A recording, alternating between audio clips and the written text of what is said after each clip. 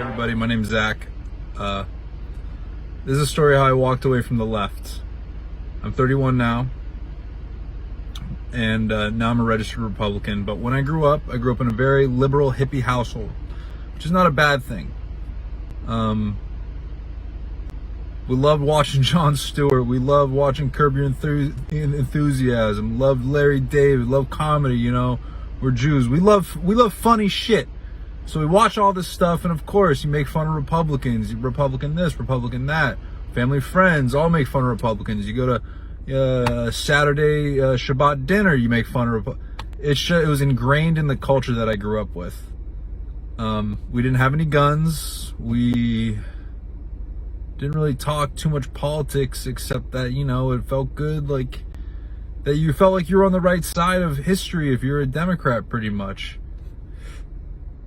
And the left kind of does have a monopoly on comedy and things funny, because the right, in my opinion, I don't know, maybe people just see them as stiff or something like that.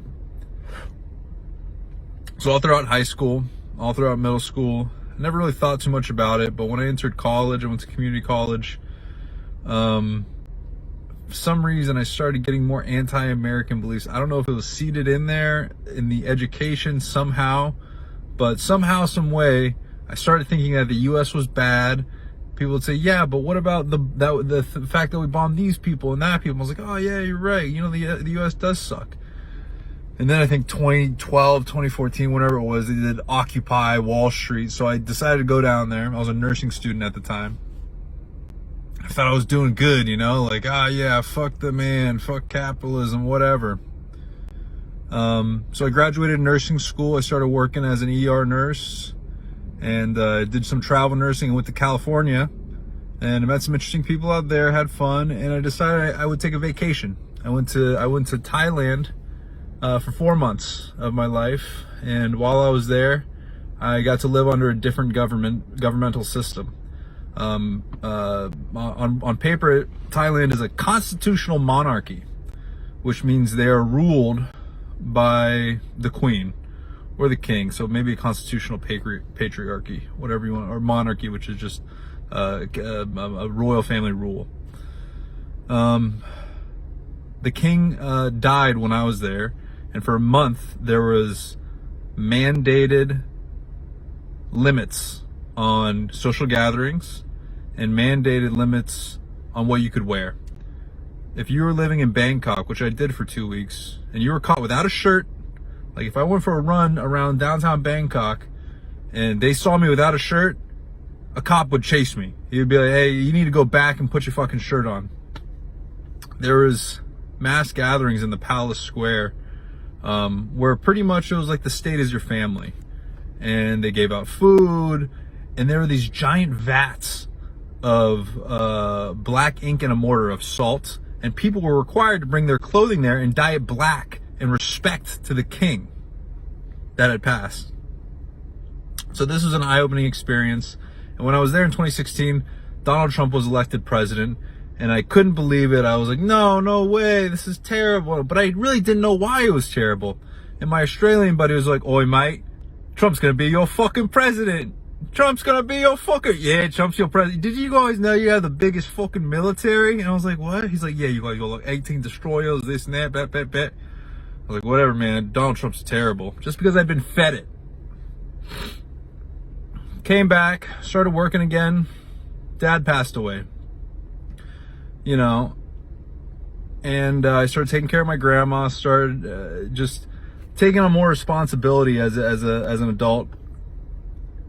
And I was working at the local trauma center when I met a couple people that I worked with, some ex-military and some Trump supporters. And inside I was thinking, these guys, they're just funny people, man. Good people, funny, and yeah, they supported Trump, even though I thought, oh, fuck Trump. I was like, maybe these guys aren't that bad. They're funny, we joke around, we bullshit. Some of them are ex-military. Some of them are great charge nurses. You know, they're able to take a joke. We can sit and bullshit. They're not hateful people. And that kind of opened my eyes up. And then a friend of my dad's, we started hanging out more. Good guy. and he took me shooting for the first time about a year ago. And when I went shooting, I was scared. I was like, oh my God, a gun. I never shot a gun. The only kid in my neighborhood was a friend. His family had guns, and I was like, this is crazy. Guns everywhere. It just didn't make sense to me. Shot a little bit, and this past February, when shit started going down, I bought a gun. I took to the range, indoor range, a couple times, and then I took a couple tactical outdoor classes, and that made me feel more comfortable with weapons. So I started researching laws and what this was, what a semi-auto was, what an assault weapon was, and I realized that the left has some very draconian, scary, very bad gun laws. Because as a Jewish man, not to identify myself in some type of category, but as a Jew, our people have a precedent for what happens when your guns get taken away. What happens is this: we start limiting your little gun rights that you have, and then on basis that it's for community safety, and after that, we're gonna just start confiscating them. No more buyback programs, no more bring them in. We're coming to your fucking house and we're taking your guns. And shortly thereafter, after this power differential was created, they started rounding us Jews up, putting us in camps, and exterminating us.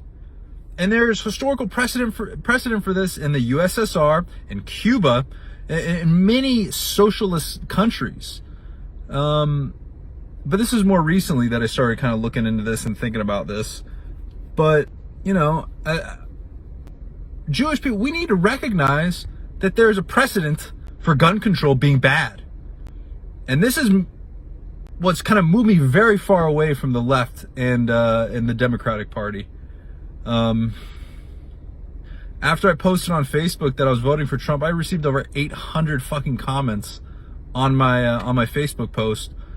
Condescending, vitriolic, rude, hateful. I engaged with them until I was blue in the face, and I started becoming hateful myself and started just insulting people because they were just so fucking mean about me voting for somebody that I wanted to vote for.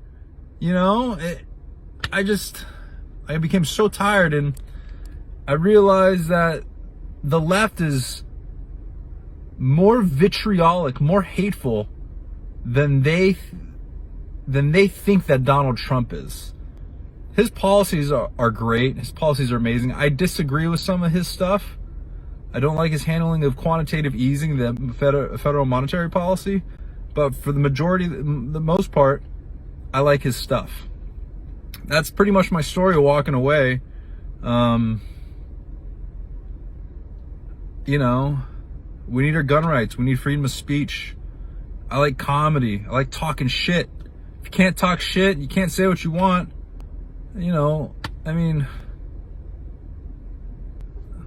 Where's your freedom? Where is it? Anyway, that's my rant for the day. Have a good day, everybody. Bye.